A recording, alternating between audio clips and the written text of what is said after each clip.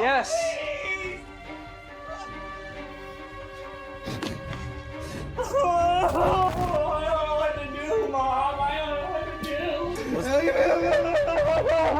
This is 37-year-old Jimmy Allen.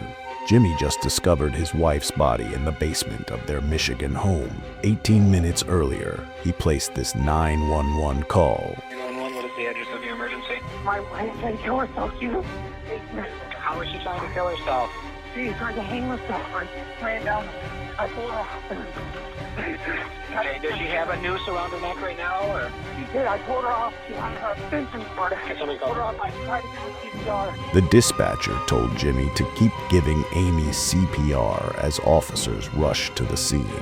When Officer Ben J. Horn arrived, the house was strangely silent until he announced himself. Police department! Police department!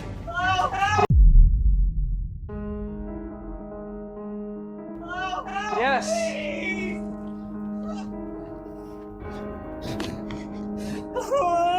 Jimmy was found in the basement sobbing over his unresponsive wife's body. As he grieved, he continued performing CPR. How long has she been down? Do you have any idea? Do you have any idea? I can't be more than about 20 minutes. Okay.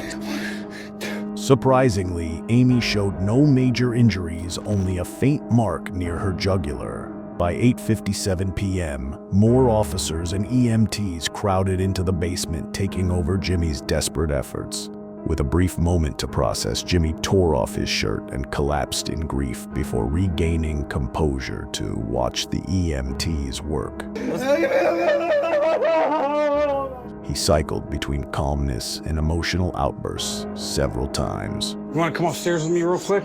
Okay. Jimmy appeared calm as he climbed the basement stairs, but once in the kitchen, he suddenly lashed out at a bowl of potato chips. Officers were baffled by his erratic behavior, especially with no clear understanding of what had happened before Amy's body was found. Did you make any statements at all? Jimmy briefly recapped the night for officers. Around 6:30 p.m., he and Amy dropped their daughter and her friend at a football game before heading downtown for drinks. An argument broke out at the bar, and Amy walked home while Jimmy drove. Back at the house, tensions flared again, so he left her alone and went upstairs to watch Ace Ventura. Later, when it was time to pick up their daughter, he went to check on Amy. I was irritated and I was like, I didn't hear anything, so I went back down to check on her and she's Does Amy have a history of mental illness or anything like this? Nothing in her background at all. The officers found it strange that Amy would escalate things to this degree out of nowhere, but nobody seemed as shocked as Jimmy. I'm hoping I wake up, dude. Unfortunately for Jimmy, this was a nightmare that he wouldn't be waking up from. But suddenly, an EMT emerged from the basement with a glimmer of hope. Huh? What? Says she's fighting. No. EMTs managed to find a faint pulse keeping Amy alive. But instead of relief, Jimmy appeared frustrated by the news, raising red flags for officers. He stepped out to change his shirt, then returned to call his daughter Ashley about the emergency. We had an emergency. Don't go anywhere. There's an emergency. Don't go anywhere. I'll talk to you in a little bit. Jimmy didn't want Ashley to panic over the phone, so he kept his composure and didn't share any details of what had happened. But right after that phone call, he called his parents and spilled his heart out. Oh, I don't know what to do, Mom. I don't know what to do. Oh, this is terrible. I gotta talk to the cop. Though Jimmy cried loudly, officers noticed his face was dry. They moved him outside as EMTs rushed Amy, still alive, just 2 minutes away to ProMedica Herrick Hospital. With the basement cleared, officers resumed their investigation and quickly noticed the low ceiling only about 7 feet, casting doubt on Jimmy's account since Amy stood 5'6". Rather than speculate, they ended the night. The next morning, Officer Horn and his partner returned hoping for clarity. Jimmy claimed the day began happily with family breakfast and getting Ashley ready for school. Just listening to music and making me lunch and breakfast, smile on her face. Ashley had a friend over, Kayla, after school. Amy picked her up and I was just kind of in bed. And they came here, she made everybody dinner, 6:30. We rolled out to take them to the game. Jimmy and Amy went bar hopping first at Ember's Bar and Grill, then Junior's Hometown Grill and Pub. Investigators later verified this through JR's security footage. Everything seemed normal until Jimmy mentioned selling their house and moving south. Amy rejected the idea, turned to her phone, and dismissed his comments. She said a couple of times that, oh, that's not gonna work, and she's normally positive and was sort of down and negative, and we started to disagree about it, and she's like, you know, I hope that works out for you. And I'm like, what do you mean, me? I'm talking about our life, like, and this isn't hardcore planning. This is like you talking about, you know, our future. And she just, well, I hope that works out for you. According to Jimmy, his comments sparked an argument that grew so tense, Amy chose to walk home rather than ride with him. Surveillance footage confirmed her walking toward their house, where she arrived at 7:58 p.m. She then grabbed an extension cord and went to the basement. At 8:05 p.m., Jimmy went to check on her. She's petting Louie, one of our cats, and what the hell are you doing in the basement? Amy was upset that Jimmy let the bar door close on her, which she saw as intentional. Jimmy claimed it was just an accident, but Amy didn't believe him, and the argument dragged on for about 10 minutes. Tired of fighting, Jimmy went upstairs, leaving her in the basement with the extension cord. Around 8:40 p.m., before heading out to pick up Ashley, he returned to the basement, hoping to make peace with Amy. And immediately do that and started, you know, check for a pulse. When I glanced down there, I saw there looked like a upturned kitty litter pail. Huh. Because I'm like, like I said, it was just so, Sure. When officers asked to search the home, Jimmy agreed. With the help of their new recruit Louie the cat, they combed through every room but found no major evidence, only Amy's belongings like her computer and phone. Afterward, Officer Horn spoke with Ashley, who was visibly shaken to learn whether her parents had a history of violent fights. Were your mom and dad fighting at all yesterday that you recall? No, everything was normal when I left. When you left? Okay. Is there a history of the, like, fighting or arguing or anything like that? Nothing ever? Okay. All right. Has your mom ever talked about being depressed or, you know, wanting to hurt herself or anything like that? Never ever? Has she ever told you about anybody wanting to hurt her? Nothing like that? Okay. When asked about Amy's state of mind, Ashley said her introverted mother had always been emotionally stable. The interview offered little, but soon Amy's relatives arrived upset that Jimmy had waited 14 hours to tell them. They shared troubling details. Back in 1997, Amy had a son, Caleb, whom her parents raised while she finished school. After meeting Jimmy, she had Ashley at 19 and became a stay-at-home mom, something her family claimed wasn't by choice. They described Jimmy as controlling, monitoring everything from meals to social media, disciplining the kids harshly, and cutting Amy off from her relatives. Caleb eventually left to live with his grandparents, and by the time of his graduation, Amy had almost no contact with him. Then on September 17, 2018, after 3 days unresponsive, Amy was taken off life support and pronounced dead, turning the case into a homicide investigation.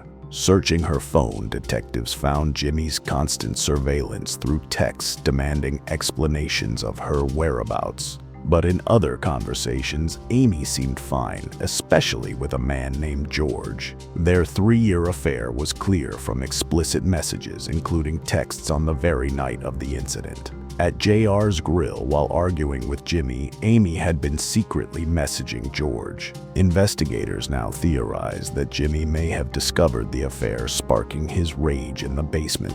But when police tried to re-question him, Jimmy was gone. He and Ashley had moved with their cats back to Ocala, Florida. Thankfully, detectives soon reached him, and Jimmy agreed to return to Michigan. With state police now leading the case, Detective Larry Rothman formally interviewed him a month later. Having had time to reflect in Florida, Jimmy admitted to several of his shortcomings in the marriage. Without a doubt, Jimmy's obsession with creating the perfect family was immensely toxic. Jimmy is painting himself as a valiant savior, guiding his wife away from her bad habits towards a healthy lifestyle. But as we mentioned earlier, everybody who was close to Amy said that Jimmy was the main cause of her isolation. While asking Jimmy about infidelity in the relationship, he revealed that Amy wasn't the only one cheating. There was one time when I went to the Isle of Man and hooked up with this chick. Anytime during your marriage, do you know if she was unfaithful to you? I don't think that would be possible. Why is that? She didn't seem to have the capacity to, talk to people, man. I mean, she was, incredibly introverted. Clearly, Jimmy underestimated Amy's charm. Later in the interview, the detective set the record straight, bluntly telling Jimmy that Amy was in fact having an affair. What was your knowledge of her affair? I don't think she had an affair. So I have no idea. I wouldn't think it was possible. There was a lot of stuff that she had tried to delete there, but, we're talking, telling this other guy she loves him. I think that you're both. I'm not. I'm not going to lie to you today, and I haven't. I'll just tell you right now. Jimmy seemed to be in denial, so the detective printed off some excerpts from Amy's conversations with George, some more risque than others. And then the chats lead up to the 14th, the same day that this happened. Clearly there was something going on between these two people. As someone who had a say in every aspect of Amy's life, he seemed completely blindsided by her secret life with George. He wanted more answers. Can you pull phone records to see if there's any numbers that I can see that I didn't recognize? And that, to me, is crushing to think that she even has some. I legitimately, I still don't all the way believe you guys. I don't think that she has the capacity to do that.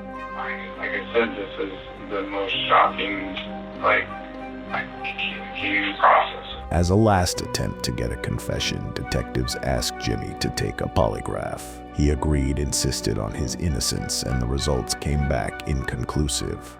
With no new leads, investigators waited for Amy's autopsy, which arrived 3 months later. It confirmed strangulation, asphyxiation, but listed the manner of death as undetermined. Detective Rothman re-examined the evidence and revisited the low basement ceiling. He enlisted a forensic engineering lab to recreate the scene, and testing showed Amy's feet would have touched the ground, contradicting Jimmy's account. A forensic pathologist later concluded her death had to be a homicide. On October 16, 2020, Jimmy was charged with open murder, leaving the jury to decide the degree from manslaughter to first-degree murder. By then, Jimmy had moved on in Florida with a new fiancée just 5 days away from marriage. But before the wedding, he was arrested and extradited to Michigan. Once booked as charges were read to him, Jimmy made a peculiar remark he could contact investigators if he had any questions. Do you have any questions? Feel free to get a hold of us, or they can contact us. Okay? Just how do you sleep at night? Well, I guess I don't understand that question. Okay. A few weeks later, at his arraignment, hearing Jimmy plead not guilty, his bond was set at $10 million and he was put behind bars. Leading up to his trial, his defense attorney, Daniel Guerin, released this statement. Mr. Allen vehemently asserts his innocence in this case, as he had absolutely nothing to do with Amy Allen's tragic death. He cooperated with police throughout the 2-year investigation and provided evidence and statements showing his innocence from the very beginning. He has been in jail for nearly a year for a crime he did not commit, and he misses his family dearly. He is looking forward to the evidence finally being shown to a jury of his peers so they can see clearly that he is innocent and did absolutely nothing wrong. In September 2021, 3 years after Amy's death, Jimmy's trial began. Prosecutor Angie Borders told the jury she was confident the evidence would prove his guilt. Defense attorney Daniel Guerin countered that the case lacked solid evidence, and the prosecution's theory didn't add up. The people want you to believe that Jimmy Allen, for reasons nobody explains or guesses or understands why, snaps after 15 years of marriage, brutally kills his wife, goes up into cover-up mode, does all of this cover-up, and then gets the police there at 8:52 to start showing them evidence of this hanging. They also pointed to Jimmy's search history that night, suggesting that murder was the last thing on Jimmy's mind. The phone searches they get from Jimmy's phone that shows that he's looking at searches for Jim Carrey movies and other Showtime shows, the exact shows that he had told police that night that he had watched. One of the key witnesses for the prosecution was Amy's son, Caleb. He told the court about an altercation with Jimmy while he still lived at home. I stood up, pushed him against the wall, and there was a second of fear that came over me, and I realized what I was doing, and I let up, and then I was spun around, or maybe I turned around, and then I was choked from behind on the floor for multiple seconds. It felt like forever during the incident, and I was gasping for air, grabbing for anything, trying to get away from him. Testimony revealed Jimmy had a history of choking people in anger, even his stepson Caleb, suggesting he could have done the same to Amy. First responders, neighbors, and other witnesses also testified that Jimmy's dramatic reactions seemed staged.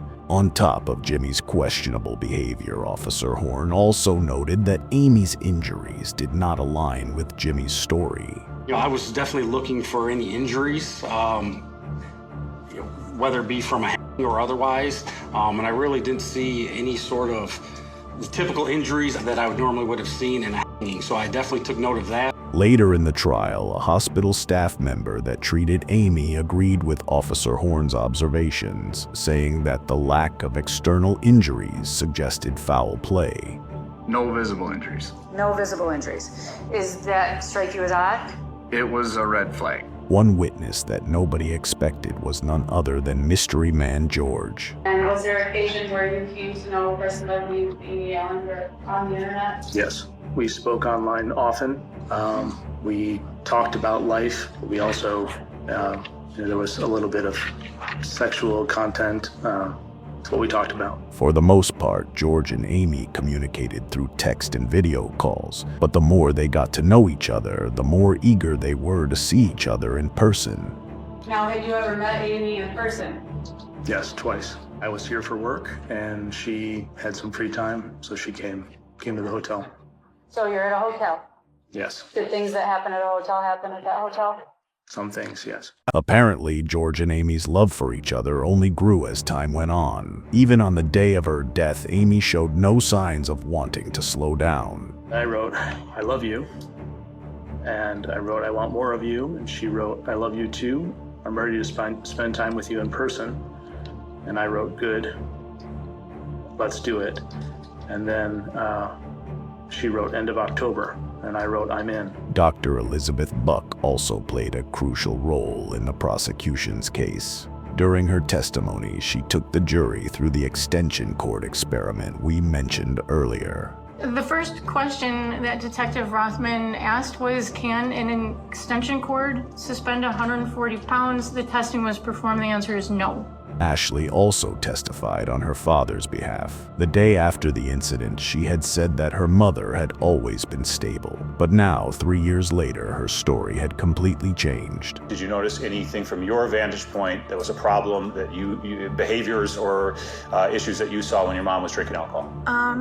Two things, yes. My mother overindulged in alcohol frequently, and she became intoxicated very easily and frequently as well, which would cause her to be not herself at all. She would be meaner and more violent. When Amy was admitted to intensive care, her blood alcohol level was 0.09% likely from the 2 or 3 drinks she had earlier. The defense argued this showed a drinking problem, contradicting the prosecution's portrayal of her. They also challenged the pathologist who ruled it a homicide, bringing in their own expert doctor, Francisco J. Diaz. He testified that the lack of bleeding in the neck muscles, absence of petechiae, and no defensive injuries indicated Amy's death wasn't caused by another person. In closing, the defense called the prosecution's case pure speculation, stressing that Jimmy had no defensive wounds at all. Anyone puts you in a chokehold, you're going to scratch the you-know-what out of his arms. Because you're fighting for life, you're fighting for that air hunger, and you're trying to stay alive. They also said that even though Amy and George's relationship seemed to be flourishing, it was actually just a fantasy, an escape from the dejected state of mind that plagued Amy's life. You know, the people want to say this was sort of this thing she was looking forward to break free. It was 3 years. 3 years, and they have 3 years to meet, and they meet one time for 2 hours. She was not talking to her family. She was isolated. She didn't have a job. She was socially anxious. And that is not to beat up Amy Allen. It is to tell you that she was living sort of a double parallel life. And we believe the fuse was lit. And we had, unfortunately, isolation, drinking, odd behavior, the guilt of a very graphic and long-term affair unbeknownst to Jimmy and his daughter, that ultimately led to her very sad and tragic death on Friday, September 14th of 2018. Both sides rested their case. Jimmy's fate was now in the hands of the jury. After about 6 hours of deliberations, they had their verdict. You do say upon your oaths that you find the defendant guilty of the lesser offense of second-degree murder. After the verdict, Jimmy looked lost, wandering before shyly waving goodbye to his family as he was booked into jail. On October 21st, 2021, he was sentenced to 45 years in the Michigan Department of Corrections. He is now housed at St. Louis Correctional Facility with parole eligibility in 2040.